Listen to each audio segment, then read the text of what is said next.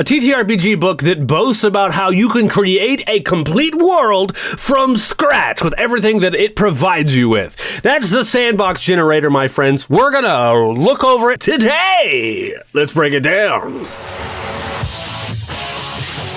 Hi, hello, everybody. My name is Turk. Welcome back to the Grouch Couch. Around here, we all different kinds of weird TTRPG things. That's right, but today, we're taking a look at the SandBox generator. That's right. This was purchased for me off of my drive-thru RPG wish list by someone anonymously. Thank you so much, Anonymous. We really do appreciate you. But I've always wanted this book because I do have a long-running homebrew world that I've been messing around with, and I've never really made anything too solid for it. It's always just been something that we joke about, and it has its own weird little inside jokes. But you know what? I think this could be a perfect tool to do so with. But before we use this tool to make something crazy and cool and serious, I say we learn how it works and we give it a big old test run. So today, we're just going to come up with some weird random ideas. And you guys in the comment section, I'm going to be asking y'all some questions, all right? And I might do a follow-up video about our world, okay? So I want you to get down there in the comments when I ask questions and throw out your ideas because I love collaborative storytelling, my friends. We're going to create a world with SandBox Generator together. And also, this video is to teach you and show you if you want to use it and play it and have this tool in your toolbox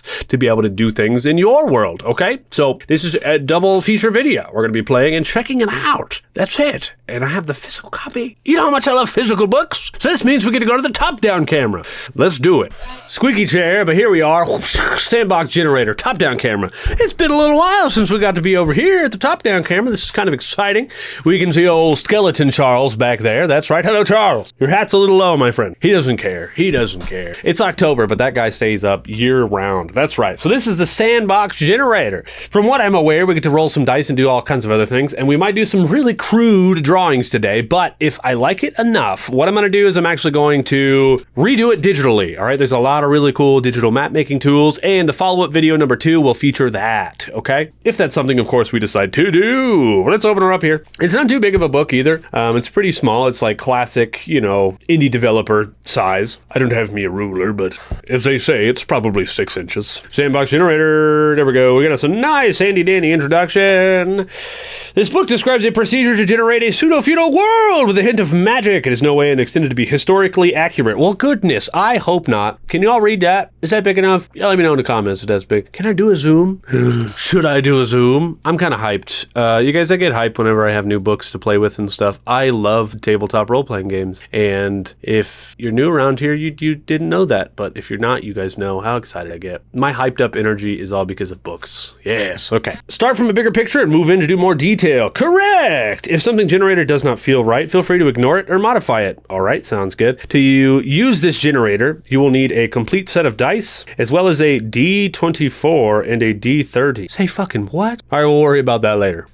If you don't have a D24, you can emulate one by rolling 1D2 and 1D12. Cool, so we have coins, that'll do. Same with the D30, it can be emulated by rolling 1D3 and 1D10. Depending on the result of the D3, add the following result. Cool, so we can do that. And we do have a full set of dice right here in front of us. I actually have some beautiful, these are foam brain dice actually that I got from Sword and Stone Hobbies. Our friends over at Sword and Stone Hobbies, they're a mom and pop shop, and you can use our code COUCH for 10% off your order if you want to. We're going to use those dice right there. Beautiful. Generating a sandbox with the help, link in description, yo. You know what's up. Generating a sandbox with the help of this book starts by creating a hex map with diverse biomes. Use the template provided with this book or another one. But remember that this generator was written with a 2-mile hexes in mind. Gotcha. 2 miles is 3.33 km miles are used since the original role-playing game used imperial units. All right. Here are the symbols used in this book for different biomes: a grassland, forest, hills, marsh, mountains. A hex can be of 5 different biomes: grassland, forest, hills, marsh, and mountains. It is an abstraction from reality to represent the type of terrain that is mostly encountered in a certain area. For example, a forest hex may not be entirely covered with trees, but most of it is. Gotcha. Since the generator takes inspiration from the European Middle Ages, the biomes used are mostly temperate, obviously replacing them with other ones as you see fit as possible. Cool. After determining the biome of the hexes, points of interest are then generated for each one of them. These points of interest can be landmarks, settlements, lairs, or dungeons. Oh, thirsty. Time to wet my whistle. Thirsty. Very good. Then generate the 6 hexes around it by rolling on a second table. Well, how many pages is this? I actually want to see. 109, but looks like it goes all the way into dungeons. dungeons. It's got talking skulls. Oh, these are all roll charts. Oh, dude, sick, dude. Neutral altar, orb of transformation. I love me a good roll chart. Y'all should know that. Sick, dude. Dude, sick. Sorry. All right, so that's for dungeons and layers. Cool. So 63 forward is for dungeons. We've got settlements on 27. Okay, so roll in the second table. Start with rolling 1 on top, then continue clockwise until you have 7 hexes. So you do a starting hex, then you do your next hexes. Then on 3, how to use the first table to generate the first hex on the map. Example, 5 is rolled, the biome of the first hex is grassland. There's a lot of little hexes here. This is kind of cool. So it gives you an example. It comes all the way out to, it says a snowflake. And once these 6 hexes have been generated, the points of the snowflake, roll for the next ones, using them as starting points to complete the layer. So you just kind of continue. And after this step, the hex map already has reached an interesting size. 19 hexes. We recommend stopping at this point. To further expand the hex crawl, repeat this procedure several times and stick the resulting hex maps together. This is the method used in the rest of this book. Very cool. And you just kind of slap them all together. I was just kind of cool about this because, like, what if you're doing a solo RPG and you're doing some kind of a hex crawl, some kind of a, a hex crawl. So every time you go to a new hex, you can just roll over here on what that hex is going to be. And then you have encounters per biome. So grasslands, stuff like that. Werewolves, wargs, berserkers, bandits, wolves, giant rats. Very cool. Mountain, vampires, berserkers. So now we're getting into the fun stuff. And this is one of the reasons I was so excited about this. So features are the prominent things that can be found inside the hex. It does not mean there is nothing else in the area, but it is either less interesting to the characters, well hidden, or is yet to be discovered. Of course, use the following tables to generate the outline of the features. The following chapters provide tables to generate each type of feature in more detail. The picture below shows a possible numbering system for the hex. When sticking several small hex maps together, keep the same numbering, but use a capital letter to reference. Gotcha. So we start off with our starting hex. Traditional campaign, you start in a dungeon. The first hex always contains a village, and the second one a dungeon. Always. If you're doing a traditional campaign, of course. But the next hex is for all the following hexes, roll on this table and subtable. So landmark, settlement, lair, and dungeon. And this is kind of what I was excited about, because if you're playing a solo thing, you could just ask a yes or no question, like, is there some kind of feature here, right? Or is it all just land or whatever? And then if you get a yes, you can roll on this, and I just got a 6. So that would be, there's a dungeon here, right? So you're just slowly building out this hex. And if you roll a settlement, there's also a settlement table as well. It's a full 6. So if we rolled settlement, that's a 3, it would just be a city. That's so cool. That's so cool. All right, now we have factions. Factions are groups of individuals. We know what factions. If you don't know what factions are, sorry. Members of a faction are not necessarily homogeneous. There sometimes can be treachery, lying, and fighting. Gotcha. Inside of dungeons, monsters belong to multiple factions, which rarely work together. That is why dungeons do not lead to the creation of a faction on the hex. Outside of dungeons, some locations, institutions, or monsters lead to the creation of a faction. Settlements, cities, castles, towers, and abbeys, lairs, criminal organizations and guilds, dragons, and wizard encounters. Note that not all types of settlements lead to the creation of a faction, as hamlets and villages are not included in this. Gotcha. When determining faction territories, big and small settlements, castles and cities versus towers and abbeys, must be distinguished. Big settlements have a domain of 7 hexes. What? Must be distinguished. I got something in my eye. If multiple domains of this type have common hexes, there is a 3 in 6 chance they'll actually belong to the same faction. Roll 1 pair of domain. That does not mean there are no tensions between the lords. If they do not belong to the same faction, these hexes are clearly contested areas. So like right here, it's all like, that's cool. Oh, that finished upload. I record and upload at the same time because I work a 9 to 5. So if you ever hear that noise while I'm doing a video, it's because a video just finished exporting. One second. Okay, moving on here. I want to see if I have some kind of hex thing we could actually use to roll dice. I'm gonna see if I can get a nice quick little setup. But right here in the middle, I'll say, we might just overview this if I can't find a way to actually do it today. And maybe we'll do like a playing with it video later. But that should, don't worry about that, okay? Moving on. Here we are. In the picture above, you can see the domains of 2 castles have a hex in common. If the hex is contested by 2 different factions, this is where most of the fighting will happen. Gotcha. Small settlements and lairs only have a domain of 1 hex, the one they are located on. So does it say how many hexes things get yet? Have we skipped that? No, but it has full pages. So if we go to, it just finished again, page 38 for city, it'll probably tell us there. Let's check it out real quick before we move forward. Cities. Cities are generated just like villages, but obviously bigger. More buildings and people are possibly more problems. Another notable difference is that in cities, most of the interesting locations are building. Roll 1d6 or use this table as a guide to generate the size of your city. It's so cool. I love the idea of a fun fantasy city. We've had two different homebrew worlds in our existence of the Grouch Couch. The first one was called Intoxica, and it was when we first started. If you go way far back in our YouTube history, there's a playlist called Legacy Drunks and Dragons Campaigns, and it's when we were all in a studio together. It was me and 4 to 5 other people, and we were just playing crazy, chaotic campaigns in like full costumes, and there was a lot of alcohol involved, and it was called Intoxica. That was our first world, and there's a lot of lore to that first world, but eventually we kind of outgrew a lot of the weird dick jokes and, you know, alcohol-fueled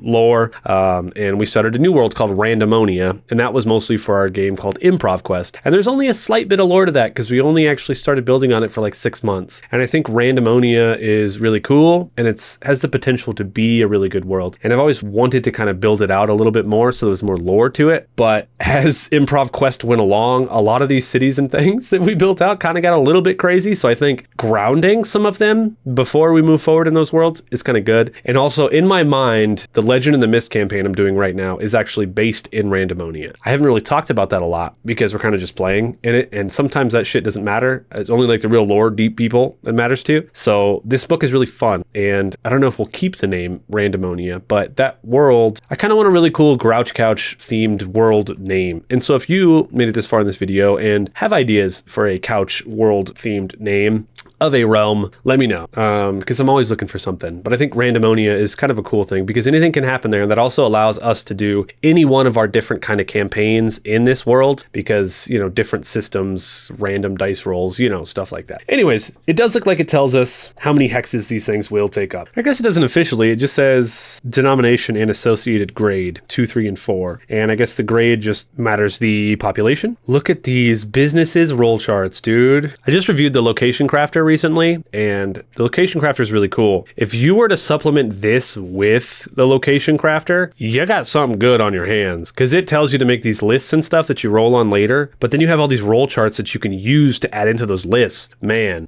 such just a very cool idea. I love books. All right. So it looks like it has here each one of the domains and what their political map would kind of look like. So towers, if there's a tower and a hamlet and a lair, then they might be, there's a 1 in 6 chance that the inhabitants are magically enslaved by a wizard. There's also abbeys and lairs. So for each possible pair of factions with neighboring territories or contested hexes, roll a 2d6 and it'll tell you if they're in an open war, hostility, or peace as trade/alliance. And that's honestly kind of cool. You also have events here. So roll a 1d6 to see if there's an event. If the result is a 1, roll 1d6 on the following table to determine what it is, right? So it ended, it's happening now, or will take place in the future. Assassination, celebration, curse, holy quest, etc. That's pretty cool. Wow, this book is just blowing me away. Then we've got our random encounters. When random encounters happens in the wilderness, roll a 2d6 on the following table. We've got wizard, faction, NPC, biome, wizard. Then we have a big old example. So for the purposes of this example, we separated each map layer, the biomes, features, and factions into 3 different maps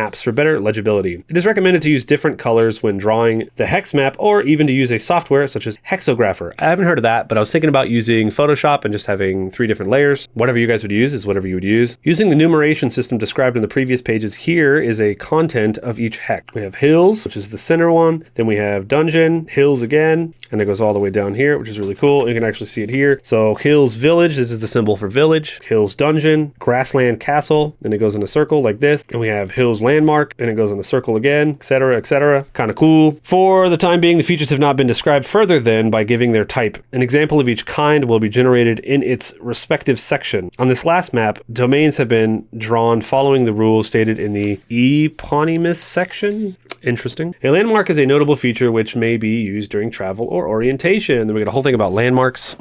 So first we roll on this table, we get natural, artificial, or magic landmarks. Kind of cool, and each one of them has their own respective page. And then we can come over here, we can actually see the nature of the landmarks. So they're hazards, empty, special, or monsters, and their treasure variable. And those also have their own respective page. And then we have details about what hazard, empty, special, or monsters mean. Very cool. And then we have a whole list of natural landmarks that you could roll on. Goodness, the roll charts in this book. We have artificial landmarks, magical landmarks. Magic paths exist and can be traveled only because of magic. trick, magic remains, places of power, and strange phenomenons can only be explained by magic and are often a result of failed wizard experiment. And then if you have hazard and empty, so if we come back over here, because we have hazard and empty, right, whenever we roll on the landmarks, and if we get hazard or empty, you can actually come here and then roll 1d20 to determine why the hex is dangerous and is a hazard, and also roll 1d20 to determine what may be learned even if it was empty. Clues left by monsters, depicted by an old thing, told by dying NPC. And then we also have a whole section for special, arbitrate a dispute, prevent a threat, solve a puzzle, etc. Cool, then we have an example of all of that, which is really cool, how they put it together, the table, the roll, and the results, everything that they got.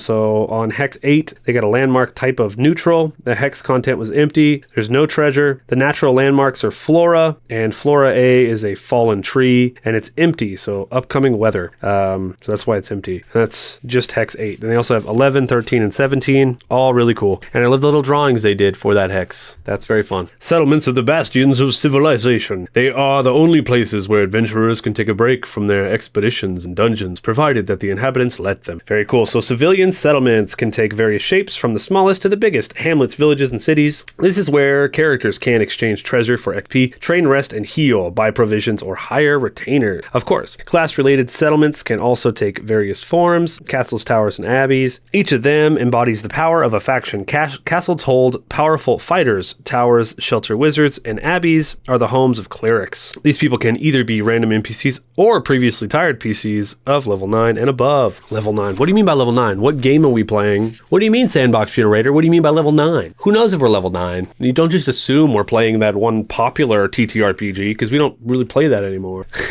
Anyways, now we have a full names table. First roll 1d30 on the table below, then roll on the appropriate components table on the next page is to choose what most suitable variation when needed. BH Oakborough, Zolixby. Oh, I get it. So the first one is the structure of the words that you roll. So for this example here, the structure is CF, and there are variations of CF, CF, CF's F. The result is CF, so John and Town. So when these rolls, the name can be either Johntown, Johnstown, or Johnstown. It's pretty good. So we have buildings, outdoors. So we have all of our nouns here as well. So we can roll all different kinds of stuff here, and that's pretty cool. First name titles, adjectives, and colors. Goodness. I want to just use this book just for the roll charts. Direction adjectives. First name titles. We must roll. 13. Lewis. City name is a D24. Whoops. Respect the cock. 22. Lewis Wark. D100. 30. Lewis Wark Damp. Damp Lewis Wark. Very cool. Settlement types, directions, nature, and typography. Then we're getting into hamlets, and it goes into detail about all the hamlets. I'm really, right now, I'm just sitting here thinking, like, I'm gonna have to do, like, I don't know, a full long video where I sit down prepared to do this, to like actually flesh out some stuff. So I think this is just gonna be an overview video. We're just gonna go over it and talk about it, because my goodness, there's a lot here. And if you wanna do it and you wanna do it right, I need to be in the right mental space. Sometimes for me, I need to go into something prepared, knowing what I'm gonna do. And I think this is one of those times. I need to have a cool little hex map, maybe even I'll have Photoshop open with hexes ready to go, and like little, because what I can do is actually take all these little symbols and I can drag and drop them on Photoshop to make it quick. There's like a landmark here, and then we can name the little landmark and get a little like chart going of each number of everything and what we rolled, and you know what I mean, what the names of things are, because then you go in here and you actually flesh out the villages themselves, keep around in a row, and there are some really cool map making tools actually, so you could like click on things and go into them, and it's just very, very neat. So when it comes to villages, you actually, same thing, you roll the size, then we have occupations. In each village, both farming and castle breeding activities are performed, farms, crops, fields, so you can actually roll for what like the main occupation of this village would be, because a lot of times villages are like, for example, a 6 pottery village, but they could be a hunting village, a fishing village, etc. It would suck if you roll, I mean, I guess the hexes make sense, like even if they were surrounded by hills, there could be some rivers there, you know, so if you roll a fishing village, then apparently there's a river there. I was just gonna make a joke, like what if they're stuck in the middle of the forest and there's no water around them? Well then, you know, technically there probably would be somehow. Every village has at least one of the following: blacksmith, market, tavern, or well. Very good. We have special locations inside of the Gypsy Wagon. I just love the name Gypsy Wagon. I just love that. So that's very cool. Cool. And we have the people, so the notable NPCs and what they're like whenever you walk in. Cute dog. dog. Oh man, cute dog. Honestly, what I'm feeling like this is structured for like what happens whenever the player characters enter that area or that hex. So even if you're doing a little bit of a hex crawl and you go to the next hex and you're like rolling up that next hex as you're playing it, you can get to this point and you could roll up that d20 and know what the first thing is that you see: a traveling merchant, a fucking vampire hunter. Very cool. All right, now we're getting into cities, and cities is the big one, so I'm assuming there's going to be a lot here, but it looks like a lot of the same characteristics. Point of interest: they have the businesses, the official, the public, the military, defense and guards, people, disposition, events and examples. Very good. Castles as well, the first part, so you can name the castles. Let's name a quick castle, and I'm just going to do a d20 and a d4. That is a 19 and a 1, which makes it a 20. That's crazy. We have Lion, 9 and a 1. Lion Keep, our castle. Ugh, we love that. That's such a good name for cat. Keep is where the lord and their family live. Heck yeah. Defense of the castle. How is it defended? A moat, a wooden moat and moat. You'll see this? Moat and moat. So a trench and a mound. Those are two different things. But why are they moat and moat? I don't know. So the towers are like they've previously said. It looks like all about the wizards, which I like a lot. I love a good wizard's tower. The abbeys are for the monks and the clerics. An abbey is a religious complex used by monks and nuns who are guided by an abbey abbess. The latter is always the cleric of at least level 9. Level 9 of what? SandBox generator? What do you mean? Probably D&D. Relic type. We're getting the layers. So I want to quickly look at the dungeon part because I wonder how cool this would be just to do dungeon. That was just layers. Are we into dungeons yet? Holy cracker. Generators. This chapter is dedicated to generators of all kinds. It could be used to flesh out some aspects of SandBox detail. Oh, whoa. Sick. In my recent Legend of the Mist game, I was just talking about what the crest of the kingdom was. We settled on a couple of snakes in a knot, right? Because of a civil war that was settled. But this is so cool. Tinctures, charges. What is it generally? We have the crest itself. What is the crest in the middle? I just like this chart is so cool. The field division, pretty sweet. The supporters. So I guess so like over here on this page, this is just for a crest. The supporters, the shield itself, the field, the banner, the apartment. What? The helm and the crest. All right, moving on. Criminal organization. Dark Knights, Devils, Disciples, Bands, Mafia. Main activity and distinctive signs. Their hideouts. Their boss. Then we have a dragon roll chart.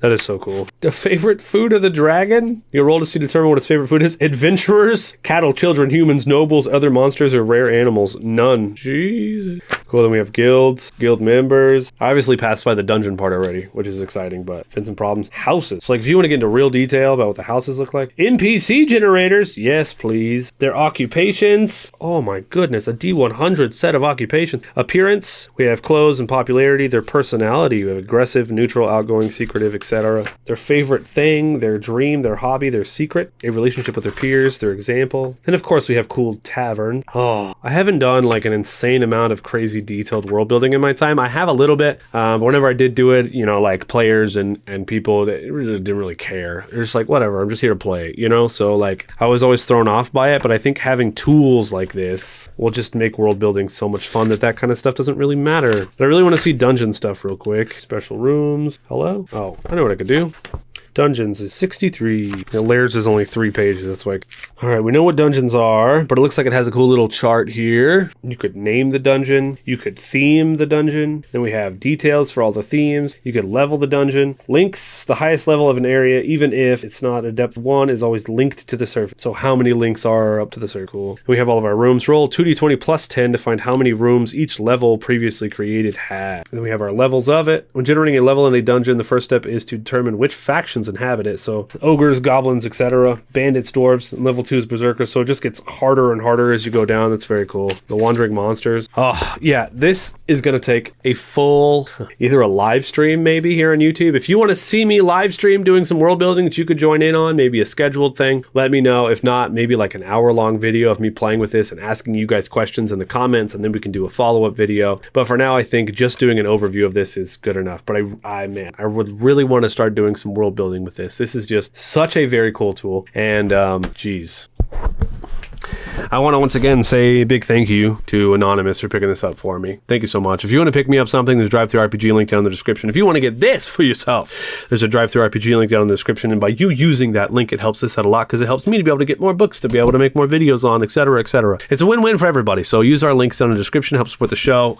My goodness, let me know what you think about this. And if you want to see me play with it anymore, let me know down in the description. All right, but for now, my friends, I'm out of time. So I want to say thank you so much for watching. Please take a seat on the couch and roll initiative. At least least for a little while. You know what I mean? Roll on that, weirdos. I've been Turk, and I'll see you next. Just like sharing.